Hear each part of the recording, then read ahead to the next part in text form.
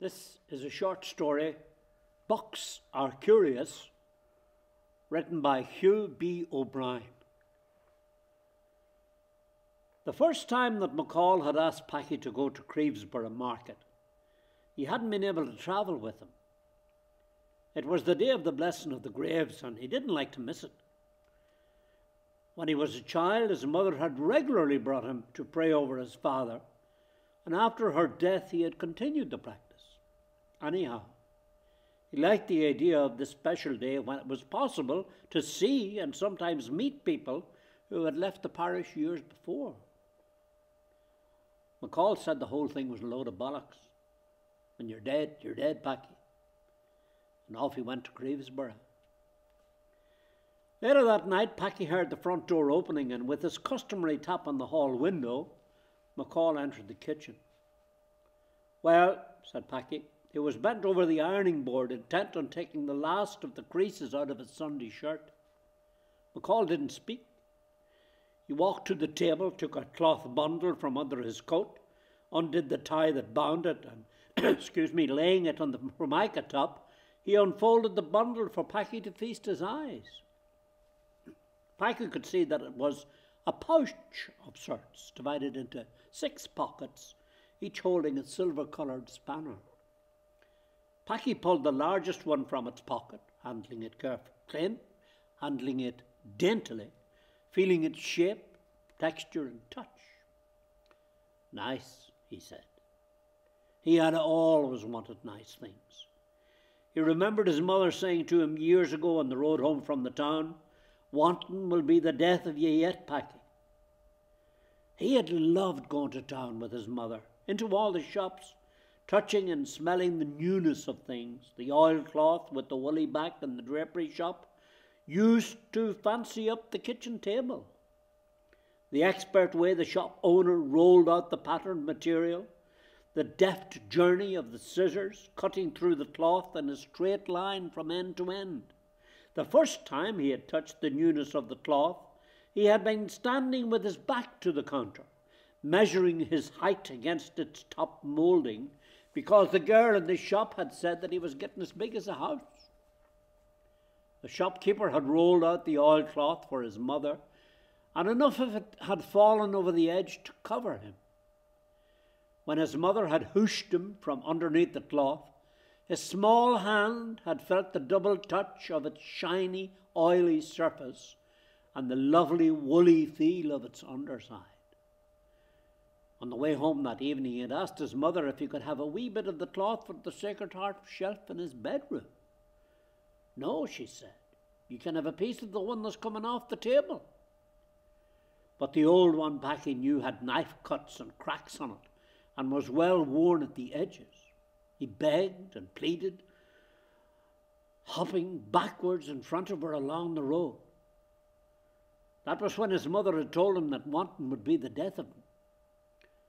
For days the oilcloth remained an area of conflict between them, until finally, in response to Packy's pestering, his mother had told him that it was petticoats he should be wearing instead of trousers. And that was that. The oilcloth was not mentioned again. Over the years, the shops had stopped selling that type of table covering, and Packy remembered the night that Tommy Mullins had come to the house to refashion the tabletop with the newfangled stuff they called formica, that had to be stuck on with glue and finished off with silvery strips around the edges. It was red in colour and hard and cold to the touch. And worst of all, much to Packy's disgust, Tommy had assured the mother that it would last forever. McCall, as he often did, disappeared for a few weeks. Packy never asked him where he went, nor did McCall ever offer a reason for his absences. That was the way it was between them. So it was the last Sunday in September that poor Packy got his promised trip to Crevesborough. Packy was dressed and waiting at the window when McCall's red van pulled up outside the gate. Even though he hurried out, McCall, as he always did, hooted the horn. When Packy opened the passenger door to get in, the smell hit him. "What the devil have you in the van?" he said. Did you ever smell a buckcoat before? Said McCall as he steered the van out from the gate. What the hell does he have to come with us for today then? Of all days, Packy replied, irritably, wary of the buck's horns. Wee bit of business, Packy, wee bit of business. McCall grinned, adding that he was only leaving the fucker back because he was bucked out. They bypassed the town. About a half a mile on the other side, McCall turned off the main road and headed up a narrow potholed lane. Where are we? Asked Packy as the van rode the slunks. A shortcut, replied McCall, his eyes on the roadway. Packy felt uneasy. He could see McCall was not his usual self. The bloody roads up here are as bad as below, roared McCall as he hit another pothole. Are we over the border? Asked Packy nervously. Don't you know there's no fucking border anymore? A few bumpy miles later, McCall pulled up on the verge. We'll leave her here, he said. It'll be easier to get home afterwards. It's only a wee bit further. Walk round that corner there and it's barely about half a mile. There's a hamburger stand down the left-hand side of the field. I'll see you there in about an hour. All right? McCall's half a mile turned out to be a series of corkscrew bends, and Packy seemed to be ending up in the middle of nowhere. But then he rounded the final bend and saw lines of cars, vans, lorries, and even a bus. And when he got past them, the field.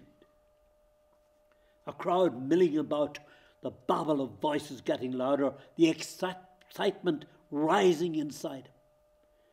He was immediately accosted by a man's voice, offering him eternal luck and love if he would buy one of his many gold or silver charms. Packy thought the bangles looked nice, but he hurried on, mindful of McCall's warnings to watch the fly-by-os.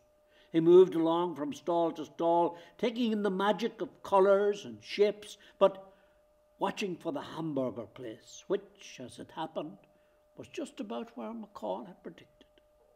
Jesus, he said, aloud. A woman beside him said, Pardon? Packy muttered something, but his mind was in a muddle. At a stall beyond the hamburger place, there were rolls of it, just as he remembered them, standing in the corner outside the office in the draper's shop. And the patterns, the designs, the colours, blues and yellows, and Packy sidled towards a table in which there was a pile of pieces cut to fit the normal-sized table. The minute he lifted the top square, he knew by its weight that it was wrong. It was thin, and the back was canvassy. Nice, eh? What? Said Packy.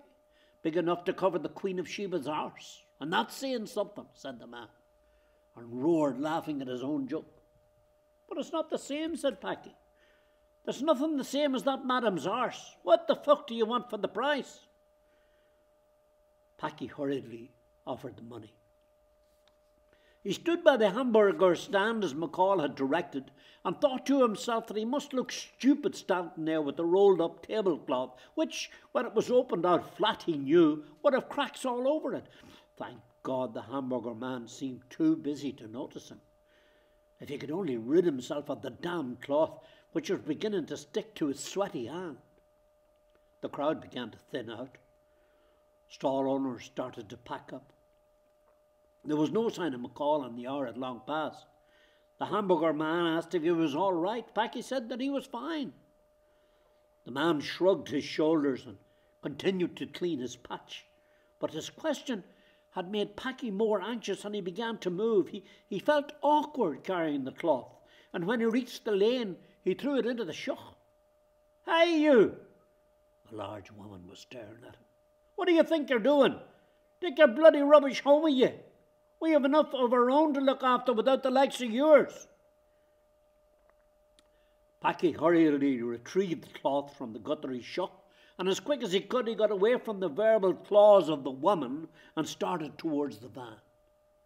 When he got to the second last corner, he felt that it was safe enough to dump the now dirt-smudged, sweaty cloth.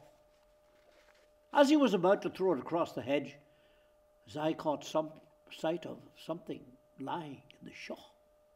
the leg of an animal. It was the smell that told him what it was. Holy God, he gasped. The goat was lying on its back. Its belly had been ripped open, and a mass of blood and guts had spilled out onto the grass. His stomach rose. He rushed away from the bloody mess. The minute that he turned the last corner, he knew that there was something terribly wrong. The door on the driver's side of the van was wide open, and when he got to the back, the two doors there were also open. Where the hell was McCall, Packy thought, and the goat? He heard a car coming down the lane. When it came to a stop beside the van, Packy could see two men in the front. The back door on the right-hand side opened, and a big man in a leather jacket hauled McCall out and dumped him on the ground. The man in the front passenger seat spoke. That should be enough for now. The big man in the leather coat got back into his seat. The side window in the front was rolled up, and the car sped away. McCall lay on his back on the lane. His old raincoat was torn and bloodied. His face was a mass of blood and bruises, and with his mouth half open, Packy could see that his dentures were missing. McCall, biting his pain, motioned to Packy to get him to the van, and with great difficulty he did so. When he got into his own seat, he saw McCall reach down and pull a bottle from underneath. He unscrewed the top and took a deep slug of the clear liquid and handed it to Packy, who groped under the seat to get the top, which he screwed back on without tasting it. McCall fumbled noisily under the dashboard and found the spare key that he had hidden there in case of an emergency. It was only when the van had been eased back onto the lane that Packy spoke. What the hell happened, he said, thinking about what the man had said and what had he meant by for now. McCall's voice was difficult to understand. Packy thought he heard him mutter something about what the goat must have done before he put him in the van that morning. What do you mean, like? Packy asked. No questions. Not up here in this bloody country, McCall spat out. But those men, no more fucking questions, right? Right. Between occasional grunts from McCall, Packy pondered the goat and McCall and himself.